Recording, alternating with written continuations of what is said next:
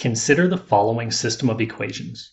We can rewrite this in vector form. Think about combining the vectors on the left. The coordinates must match on the right.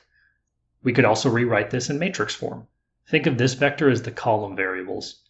This uses matrix multiplication, which we haven't covered, but gives the vector equation on the left. All three of these representations are the same. The most common is probably the matrix form of the equation. This has the form AX equals B, where A is a matrix. If A is an n by m matrix, where n is the number of rows and m is the number of columns, x would be equal to x1, x2 up to xm.